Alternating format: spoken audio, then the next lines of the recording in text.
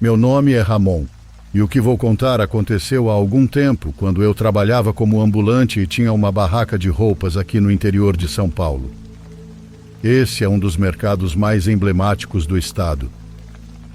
Essa fase da minha vida foi complicada, mas de certa forma também emocionante. O mercado era um lugar cheio de vida, com vozes que se misturavam com o aroma da comida de rua e a constante movimentação dos compradores em busca de antiguidades. No entanto, o que me aconteceu naquela vez me assustou bastante. Lembro-me claramente do dia em que vi o espelho pela primeira vez. Era um domingo de manhã, o dia mais agitado do mercado. Eu estava procurando algo para decorar minha barraca de roupas.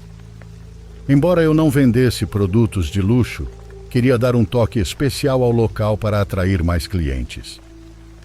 Enquanto caminhava pelos corredores estreitos e entre as barracas cheias de mercadorias, um brilho chamou minha atenção. Era um espelho alto, com uma moldura de madeira entalhada que parecia ter sido dourada em algum momento. A superfície do espelho estava ligeiramente opaca, mas refletia bem. Era uma peça bonita, muito mais elegante do que eu esperava encontrar em um mercado como aquele. "Quanto pelo espelho?" perguntei ao vendedor, um homem com uma expressão cansada. Ele me olhou por um momento antes de responder. "Só R$60, meu jovem. É antigo, mas é uma peça fina." Naquela época, isso era um bom dinheiro. Não era pouca coisa. Acho que aqui estou entregando minha idade. Depois de pechinchar um pouco, fechamos o negócio em 50 conto.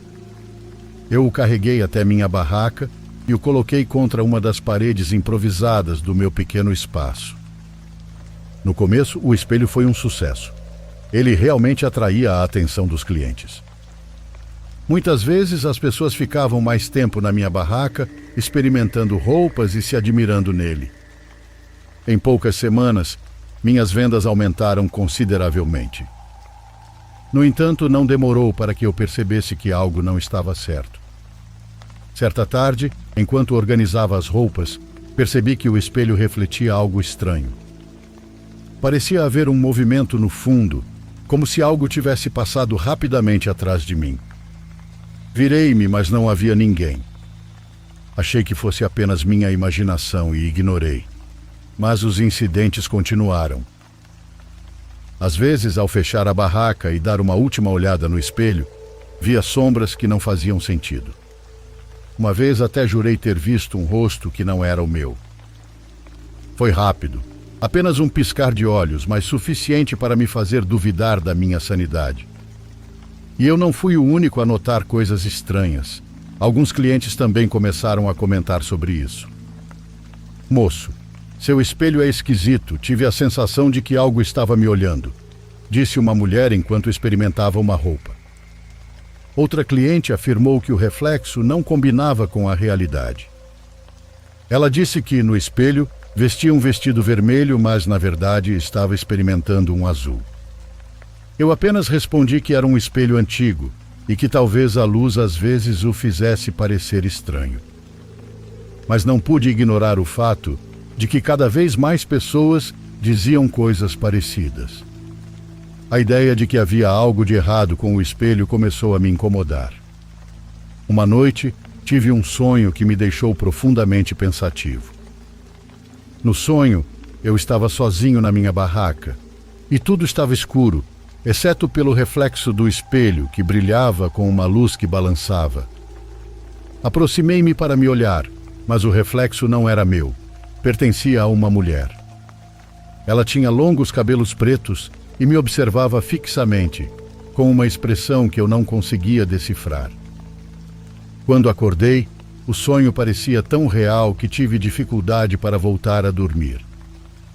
Não contei a ninguém, mas a partir daquele momento, comecei a sentir uma conexão estranha com o espelho, como se ele estivesse sempre presente, mesmo quando eu não estava no mercado.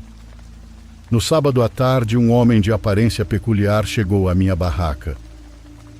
Ele se vestia de forma simples, mas havia algo em seu olhar que me deixou nervoso. Ele olhou para o espelho por alguns minutos antes de dizer algo.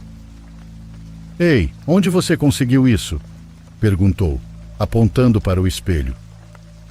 Comprei aqui mesmo no mercado, respondi. Você deveria se livrar dele. Esse espelho tem história. Que tipo de história? Perguntei, mas o homem apenas me olhou fixamente antes de ir embora. Ele não disse mais nada, apenas me deixou com aquela dúvida. E isso foi o suficiente para me deixar inquieto a noite toda. Ele só queria me assustar, ou sabia de algo que eu não sabia. Decidi investigar um pouco mais sobre o espelho e fui perguntar ao vendedor que me vendeu, mas ele nem me deu atenção. Ah, meu amigo, é de uma casa antiga no centro. Trouxeram para mim quando estavam limpando o lugar depois de uma morte. A palavra morte me fez sentir um calafrio. Tentei conseguir mais informações, mas o vendedor não sabia muito mais. O único detalhe que ele me deu foi que a casa pertencia a uma mulher que vivia sozinha e que foi encontrada morta em circunstâncias estranhas.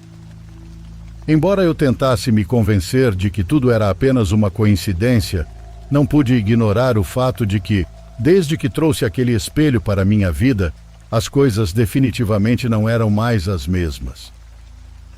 Os dias que se seguiram à descoberta de que o espelho vinha de uma casa marcada por uma morte trouxeram uma sensação constante de ansiedade sobre mim. Sei lá, me sentia mais estranho do que o normal. Embora eu tentasse seguir minha rotina no mercado, não conseguia evitar a sensação de que algo sombrio havia se instalado na minha vida. O espelho, que no início havia sido um atrativo para o meu negócio, começou a se tornar um fardo. Certa tarde, por exemplo, enquanto organizava as roupas na minha barraca, uma cliente habitual, Dona Maria, se aproximou para experimentar um vestido. Enquanto ajustava a peça em frente ao espelho, vi que sua expressão mudou de repente. Seu rosto ficou branco igual leite e ela deixou o vestido cair no chão. Está tudo bem, Dona Maria? Perguntei assustado pra caramba. Ela levou a mão ao peito e ficou olhando fixamente para o espelho. Eu não sei. Achei que tinha visto alguém atrás de mim, mas quando me virei não havia ninguém. Tentei acalmá-la, garantindo que provavelmente tinha sido um efeito da luz, mas seu medo era evidente. Ela acabou indo embora apressada, sem comprar nada, algo completamente fora do habitual para ela. Naquela mesma noite, enquanto estava fechando a loja, decidi olhar no espelho com mais atenção. Fiquei em frente a ele por alguns minutos, procurando alguma imperfeição ou explicação para os incidentes, mas tudo o que encontrei foi meu próprio reflexo. De qualquer forma, por alguma razão, parecia estranho. Algo no meu olhar refletia algo que não fazia sentido, como se não fosse completamente o meu. Nos dias seguintes, compartilhei minha vida com Cássio. Ele era um comerciante que trabalhava no mercado há anos e era bastante conhecido por vender antiguidades. Esse espelho tem algo estranho, Cássio. As pessoas comentam, e eu também senti isso. O velho franziu a testa e ficou passando a mão na barba como sempre fazia. Veja bem, Ramon, eu não sou um homem de acreditar nessas coisas do outro mundo, mas vou te dizer algo que aprendi nesses anos vendendo antiguidades. Às vezes, os objetos carregam a história de quem os possuía. Se esse espelho veio de uma casa marcada por tragédia, é provável que essa tragédia ainda esteja presa a ele. E o que pode ser? Perguntei, sentindo um nó na garganta. Primeiro de tudo, não deixe o medo te dominar.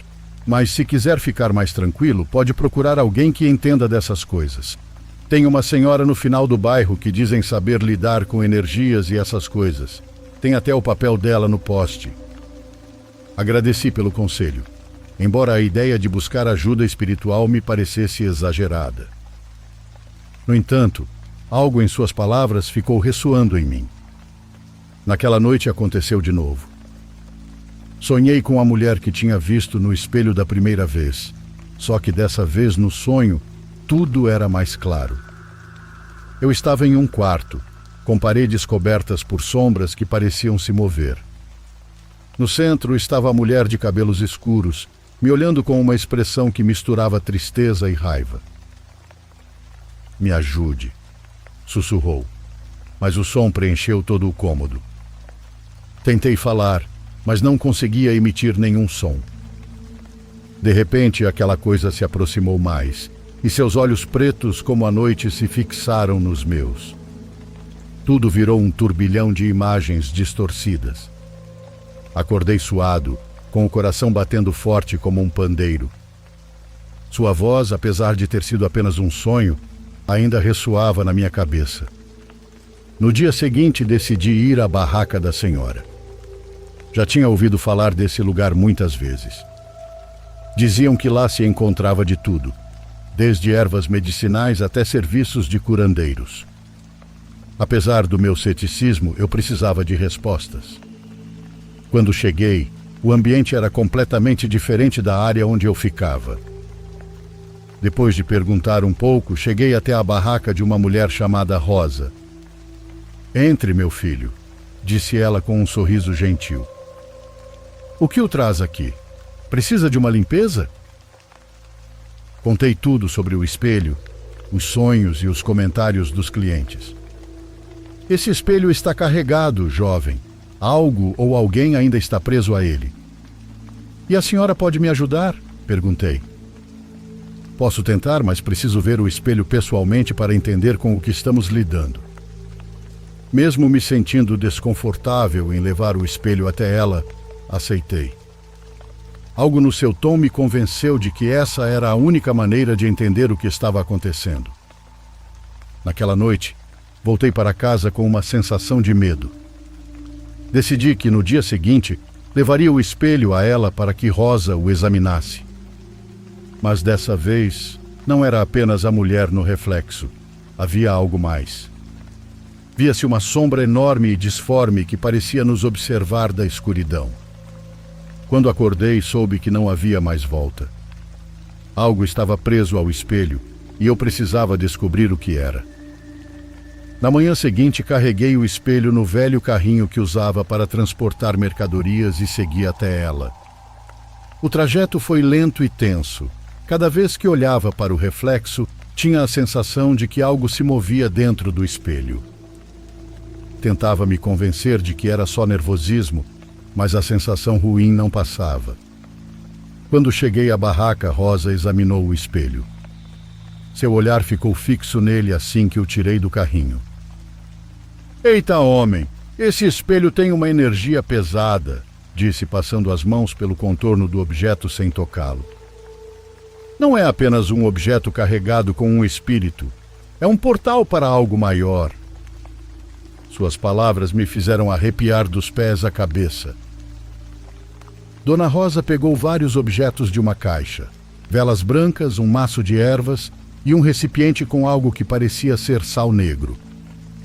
Fomos para os fundos de sua barraca e ela colocou as velas ao redor do espelho.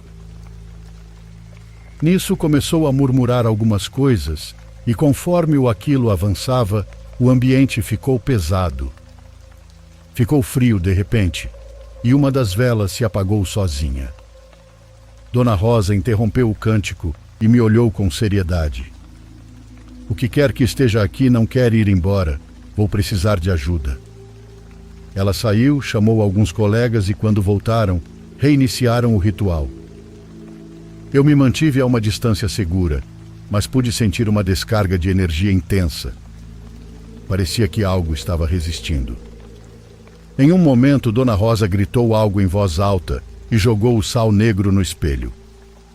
O que ela fez não deveria quebrá-lo, mas o vidro começou a vibrar e então estilhaçou-se. Quando tudo terminou, os pedaços de vidro estavam espalhados pelo chão. "Pronto. O bom é que não foi você quem quebrou", disse rindo.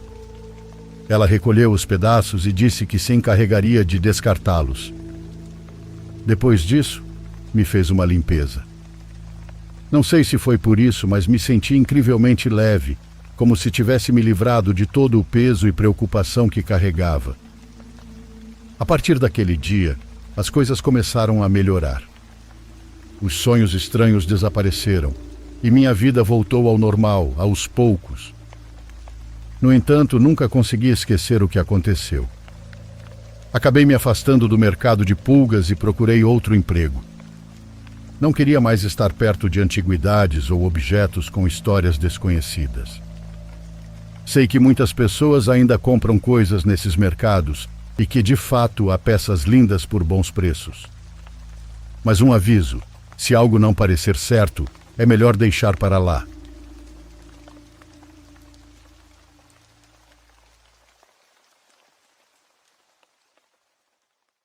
Por favor, curta e se inscreva se você estiver gostando. Agora continuamos.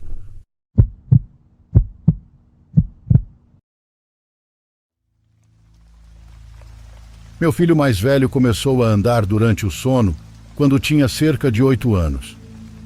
Eu já tinha ouvido falar de crianças que passam por fases assim, então, a princípio, não fiquei muito preocupada.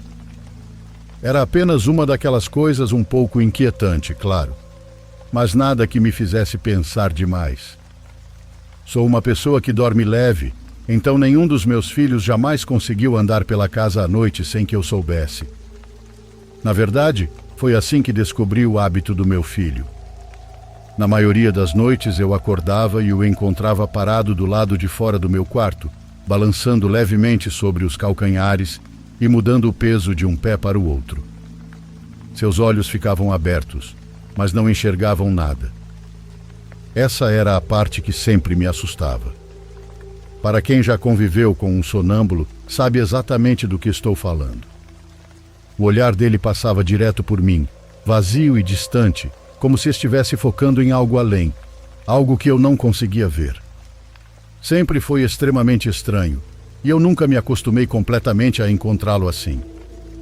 Às vezes ele murmurava baixinho palavras suaves e arrastadas demais para serem compreendidas. Outras vezes ele simplesmente ficava ali parado, respirando de forma lenta e constante, o que de alguma maneira tornava tudo ainda pior. Eu sempre o conduzia gentilmente de volta para a cama, sussurrando seu nome e dizendo que estava tudo bem. Ele, porém, nunca parecia se lembrar de nada pela manhã. As coisas pioraram alguns meses depois que percebi que ele era sonâmbulo. Certa noite acordei com um som rítmico de batidas. Parecia o barulho de gotas de água pingando repetidamente em uma janela, só que não estava chovendo lá fora. O som era suave, quase baixo o suficiente para não me acordar.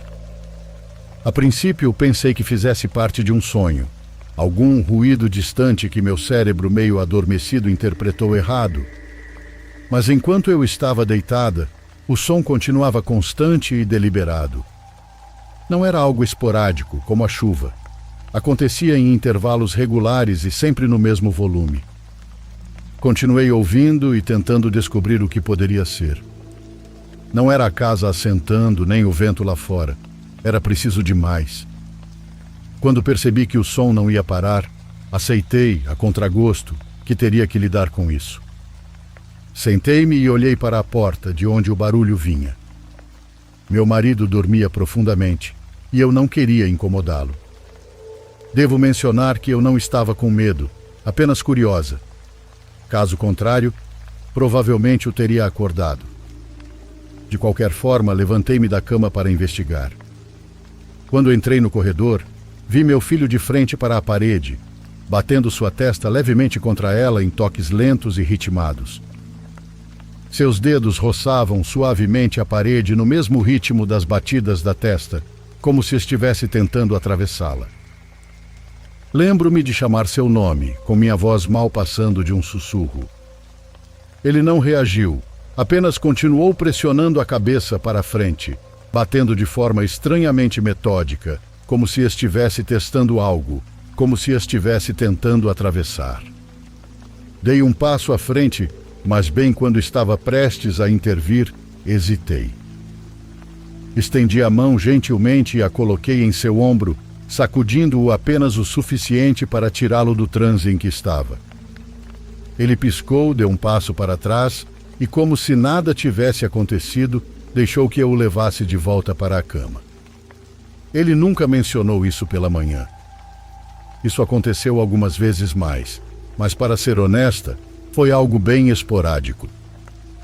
Imaginei que fosse apenas outro hábito estranho de sonâmbulos.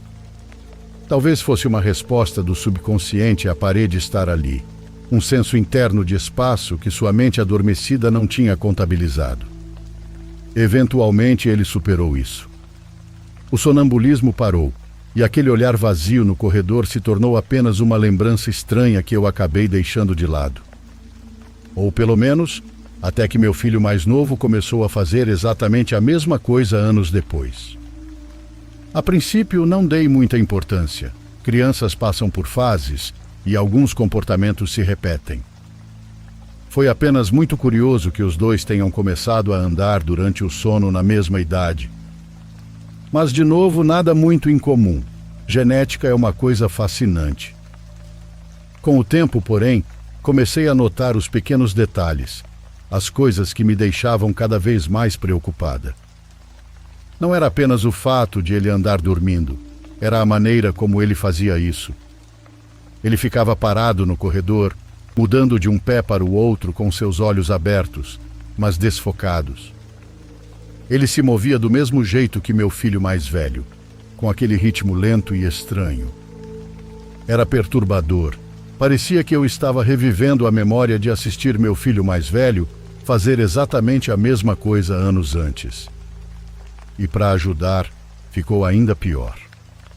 Certa noite acordei com aquele mesmo som de batidas. Eu já sabia o que encontraria antes mesmo de entrar no corredor, e estava certa. Lá estava ele, com a testa pressionada contra o exato mesmo ponto, batendo contra a parede como se tentasse atravessar algo que não estava lá.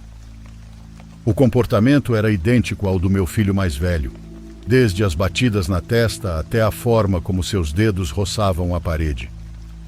Chamei seu nome, e nada. Toquei seu ombro e também nenhuma reação. E foi aí que me dei conta. Ele nunca tinha visto o irmão mais velho andar dormindo, pelo menos não que eu soubesse. O irmão dele não fazia isso há anos.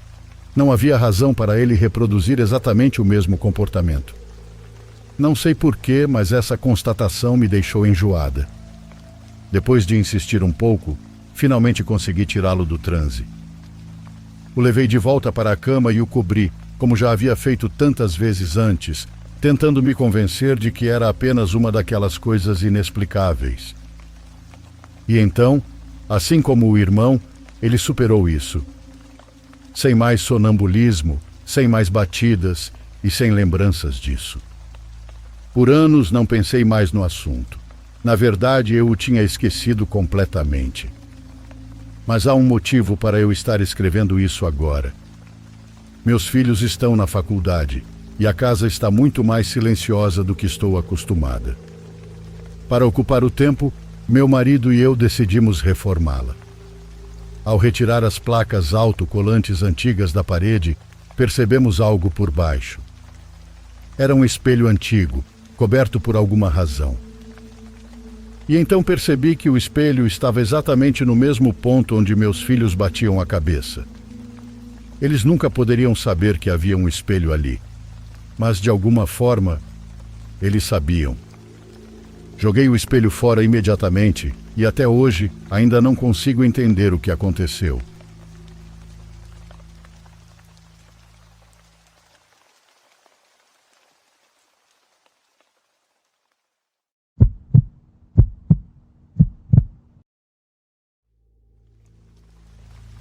Nunca me senti desconfortável ao pedalar na floresta. Gosto da sensação de estar em contato com a natureza, longe do barulho da cidade e com a tranquilidade de que por algumas horas somos apenas o caminho e eu. Mas há momentos em que essa paz se rompe, quando algo no ambiente muda e faz com que o corpo inteiro fique em alerta. Não é algo que possa ser explicado com lógica, é apenas uma sensação, um aviso silencioso. E naquela noite, no meio do parque, aprendi a não ignorá-lo. Isso aconteceu há alguns anos. Meu amigo Martins e eu havíamos planejado uma trilha em um parque nacional localizado aqui no sul. Era um lugar incrível, com caminhos de terra, áreas arborizadas e morros que se estendiam até onde a vista alcançava. Queríamos aproveitar a tarde para explorar o máximo possível. Então chegamos cedo e seguimos sem pressa, apreciando a paisagem. A ideia era voltar antes do anoitecer, mas como sempre, nos descuidamos e nos distraímos mais do que o planejado. Não é que tenhamos subestimado o trajeto, mas em determinado ponto paramos para descansar e o tempo passou sem percebermos. Quando nos demos conta, o sol já estava se pondo, a luz entre as árvores ficava mais fraca e a temperatura começava a cair. No início não nos preocupamos muito, pois já conhecíamos o caminho de volta e mesmo que escurecesse tínhamos lanternas nas bicicletas. Mas na natureza as coisas nem sempre saem como esperado. Estávamos pedalando sem problemas quando de repente ouvimos um som que nos arrepiou por inteiro, o choro de um bebê. Ficamos travados no mesmo instante. Era impossível confundir com outra coisa. Era um choro forte e desesperado, como se a criança estivesse em perigo. Nos olhamos, confusos, porque naquele lugar não deveria haver ninguém, muito menos um bebê. Mas o som continuava ali entre as árvores, vindo de perto. Martins e eu ficamos em silêncio por um momento, apenas nos encarando. Foi ele quem falou primeiro, sugerindo que talvez alguém tivesse abandonado a criança, que talvez alguém estivesse em perigo e precisasse de ajuda. Não posso negar que hesitei. Tudo em meu corpo dizia que havia algo errado, que aquele som não deveria estar ali. Mas e se fosse real? E se houvesse mesmo um bebê perdido no meio do mato, esperando ser resgatado? Sabemos do que um ser humano é capaz, e não seria a primeira vez que algo assim aconteceria, então não podíamos simplesmente ignorar e continuar pedalando como se nada tivesse acontecido. Decidimos nos aproximar e quanto mais nos aprofundávamos entre as árvores, mais forte o som ficava. Não conseguíamos ver nada, apenas o chão coberto de galhos secos e a escuridão da floresta cada vez mais densa. O ar parecia pesado e carregado de algo que não sabíamos explicar, mas continuamos. Foi então que algo nos atingiu como um balde de água fria. De um segundo para o outro, o choro cessou completamente. Ficamos imóveis, ouvindo o silêncio ao nosso redor. Tudo parecia estranho, como se a floresta inteira tivesse parado de respirar. Não havia vento, não se ouviam grilos ou animais se movendo na vegetação, nada. Era apenas o som da nossa respiração e o peso de um medo crescente. Foi então que, de repente, o choro recomeçou, mas dessa vez vinha a poucos metros de nós. E foi aí que descobrimos algo perturbador. A poucos passos de distância, entre o mato, havia uma mulher. Ela nos observava fixamente com uma expressão ansiosa. Mas o mais aterrorizante era o que ela fazia. Em vez de falar, de sua boca saía o mesmo choro de bebê que havíamos seguido até ali. Minhas pernas travaram e não conseguia me mover. Não conseguia fazer nada além de olhar para aquela mulher enquanto sua garganta emitia aquele som bizarro. Era um choro que parecia o de uma criança pequena, mas que agora sabíamos que não era real. Ela nos enganou. Nos atraiu até ali como se fôssemos animais caindo em uma armadilha. Martins reagiu antes de mim. Ele me puxou pelo braço e sussurrou algo, mas mal consegui ouvir. A única coisa que pude fazer foi ver aquela mulher, ainda com aquele sorriso no rosto, começar a se levantar entre os galhos. Seu vestido estava imundo, cheio de fezes, um aviso claro de que estávamos diante de algo muito maligno. E então, de repente, ela correu em nossa direção. Não pensei em mais nada. Meu instinto se ativou no mesmo instante e saí correndo para minha bicicleta. Mesmo assim, minhas pernas tremiam tanto que mal consegui subir nela, enquanto Martins já pedalava como um louco. Pude ouvir seus gritos e, atrás de nós, o som de passos pesados sobre as pedras. Não olhei para trás, pois não queria ver o quão perto aquela mulher estava. Não queria nem saber se ela estava nos alcançando. Apenas pedalei com todas as forças, sentindo o ar frio cortar meu rosto e o caminho ficando cada vez mais estreito. Não sei por quanto tempo pedalamos sem parar, mas, em determinado momento, os sons atrás de nós desapareceram. Continuamos até que a escuridão ficou menos densa e a trilha nos levou a uma parte mais aberta do parque. Ali, completamente exaustos e com as pernas fracas, paramos para recuperar o fôlego. Foi então que encontramos aquele homem. Era um idoso, montado em seu cavalo. Ele nos olhou com uma expressão estranha, mas não pareceu surpreso com nosso estado. Devíamos parecer loucos, com a respiração ofegante, os olhos arregalados e a adrenalina ainda pulsando em nossas veias. Ele nos perguntou quase como uma bronca, o que fazíamos ali? Não conseguíamos dizer sequer uma palavra. Então, o homem apenas disse algo que nos causou um arrepio ainda pior. Vocês não deveriam estar aqui a essa hora. Há sons que chamam por vocês, mas não são o que parecem. O que existe nessa floresta? O homem suspirou, olhando para o caminho de onde viemos. Depois de um longo silêncio, respondeu: bruxas. Algumas se escondem de dia, outras vagam à noite. Elas enganam, brincam e zombam, mas às vezes fazem muito mais do que isso. Martins e eu nos olhamos sem dizer nada, mas a mesma pergunta estava em nossos rostos. O que vimos era uma bruxa? Perguntei. O homem assentiu sem hesitar. Elas se fazem passar por crianças, idosos, qualquer coisa que as faça se aproximarem. Mas vocês tiveram sorte. Nem sempre elas deixam ir aqueles que encontram. Engoli em seco e balancei a cabeça junto com Martins. Não sei se o homem estava apenas tentando nos assustar ainda mais, ou se tudo aquilo era verdade, mas naquele momento tudo fazia sentido.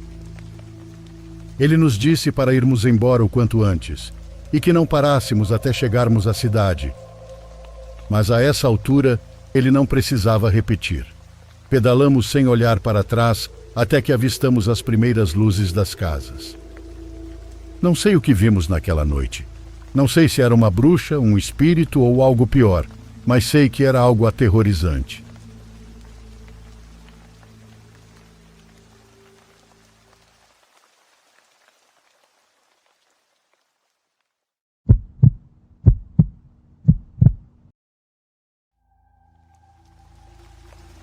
Espero que o que vou contar sirva como uma lição para aqueles que contemplam a ideia de tirar a própria vida. Vocês não fazem ideia do que espera do outro lado aqueles que conseguem essa façanha. Os terrores que existem lá são inimagináveis e o sofrimento nunca tem fim. Antes mesmo de ouvirem isso, peço que tirem essa ideia de suas mentes. Seja o que for que estejam passando, há uma solução. Basta procurar um pouco. Vocês não querem presenciar o horror que eu vivi, mesmo que tenha sido apenas por alguns segundos ou minutos. Não consigo imaginar o que seria uma eternidade naquele lugar. Tudo aconteceu quando eu estava no colégio. Fora da escola, eu parecia um garoto normal, alegre, divertido e tudo mais, mas dentro daquelas paredes eu era vítima de um bullying descontrolado. Um grupo de estudantes começou a me odiar sem motivo algum, e sempre que tinham a oportunidade, me levavam para os fundos da escola para me espancar até eu não aguentar mais. Eles me ameaçavam dizendo que se eu falasse algo, o próximo seria meu irmão mais novo, que havia acabado de entrar no 5º ano. O colégio onde eu estudava tinha educação infantil, ensino fundamental e ensino médio. Eu não queria que nada de ruim acontecesse com meu irmão, muito menos que ele passasse pelo que eu passava, então tentei ser forte por ele. Essa era a minha única motivação, então achei que conseguiria suportar até o final, mas já estava cansado. Toda semana eu precisava explicar para minha mãe por que chegava em casa com hematomas, mentindo para que ela não se preocupasse ainda mais. Aqueles garotos pararam de me machucar no rosto para não levantar tantas suspeitas, pois também temiam as consequências. Por outro lado, eu pensava no meu irmão. Ele era tão feliz e animado que meus dias passaram a ter apenas o propósito de protegê-lo. Às vezes ele mesmo me ajudava a passar pomada nas dores e hematomas. Ele dizia que aquelas marcas não eram de um jogo brusco de futebol ou de quedas no skate, como eu falava para minha mãe. Eu apenas respondia que não se metesse nisso, que eram coisas que aconteciam e pronto. Ele não era besta e estava começando a suspeitar. Isso ficou muito claro para mim. Um dia tentei me impor contra aqueles idiotas, e os golpes foram tão severos que eles não se preocuparam em evitar meu rosto. Tive que mentir novamente para minha mãe, dizendo que fui assaltado no caminho de casa e que apanhei porque tentei reagir. Minha vida estava se tornando um inferno, e eu só pensava assim porque ainda não conhecia o que era o verdadeiro inferno. Com o tempo, fiz amizade com 2 garotos que também eram vítimas de bullying. Eles me contaram sobre uma saída fácil, um tipo de medicamento que supostamente nos colocaria para dormir e pronto. Até então, eu nunca havia considerado a ideia de retirar minha vida deste mundo como solução para encontrar a paz. O tempo passou e as coisas continuaram iguais. Nós estávamos fartos. Até que um dia me entregaram as pílulas caso eu decidisse tomá-las. Eu tinha curiosidade, mas decidi esperar. Infelizmente, aqueles 2 foram antes de mim. Dias depois, na escola, anunciaram a morte desses 2 alunos. Segundo o relatório, se tivessem sido encontrados a tempo, poderiam ter sido salvos, pois o coração ia enfraquecendo lentamente até parar de vez. Eles não deixaram nenhuma carta, então fiquei profundamente abalado por eles. Éramos inteligentes e tínhamos notas acima da média. A escola ficou em choque com a forma como partiram, e eu era o único que sabia o motivo. Desde então, eu olhava para o frasco que me deram todos os dias, me dizendo que precisava criar coragem e tomá-lo, pois não aguentava mais a pancadaria que recebia. Não sei se eu já estava tão mal que comecei a ouvir vozes na minha cabeça. Elas me perguntavam se eu tomaria a mesma decisão covarde que aqueles 2 tomaram. Diziam que eu deveria fazer isso porque, nesta vida, eu não servia para nada. Comecei a pensar demais e então acordei decidido a tomar as pílulas. Fui para a escola como se nada estivesse acontecendo. De noite abracei meus pais depois do jantar e disse ao meu irmão o quanto o amava. Quando todos dormiram, tomei todo o conteúdo do frasco, me deitei na cama e fechei os olhos, esperando que tudo acabasse. E aqui vem a parte interessante. Foi como se eu tivesse adormecido e acordado de repente. Meu quarto estava escuro, então achei que as pílulas não haviam funcionado. Mas ao sair e entrar no quarto dos meus pais, percebi que sim, porque não havia ninguém. Corri até o quarto do meu irmão e ele também não estava lá. Mas aquilo definitivamente não parecia o céu, já que eu sentia um medo sem igual. Fora a minha respiração ou o toque dos meus pés no chão, tudo parecia diferente. Decidi então correr escada abaixo até a sala, e foi ali que vi várias pessoas com sorrisos assustadores me olhando fixamente. Lentamente, um deles se aproximou e me perguntou: "Quer ficar conosco?" Nunca senti tanto medo na minha vida. Nem sequer consegui gritar. Minha boca tremia, mas nenhum som saía. Quando todos começaram a andar em minha direção, não sabia o que fazer. Instintivamente corri, permanecendo mudo. Se meus pais não estavam ali, quem poderia me ajudar? Tudo o que passava pela minha cabeça era que eu havia cometido o pior erro da minha vida. Atrás de mim, eu ouvia os gritos deles dizendo que já não havia nada que eu pudesse fazer, que eu ficaria ali para sempre. Outros riam, dizendo que estavam ansiosos por uma alma fresca para devorar. Minha mente imaginava 1000 coisas com aquela palavra. Como última opção, corri para fora de casa e, quando cheguei ao jardim, me detive. Lá fora, havia mais daquelas figuras espectrais esperando por mim.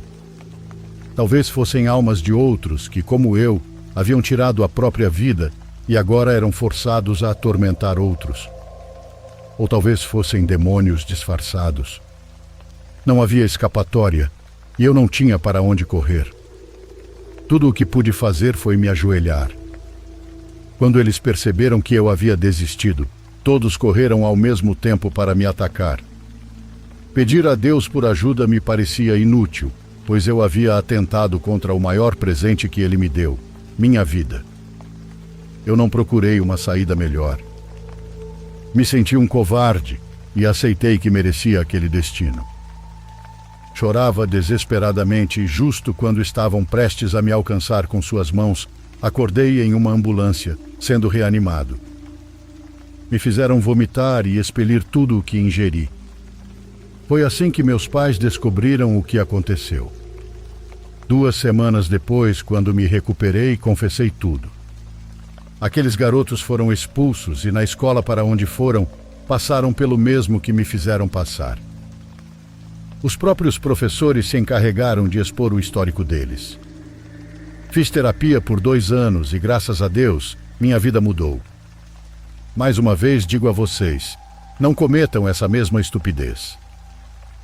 O que nos espera naquele mundo sombrio é muito pior do que qualquer coisa que vivemos aqui. É 1 milhão de vezes pior do que qualquer sofrimento que possamos enfrentar na Terra.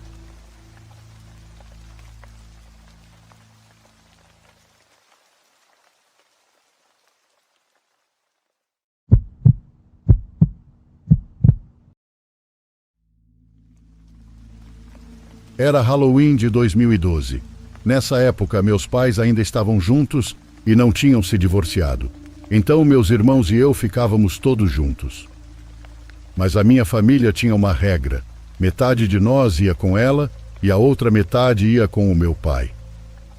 Tenho 5 irmãos, mas minha irmã mais nova ainda não tinha nascido. Então éramos só nós 4.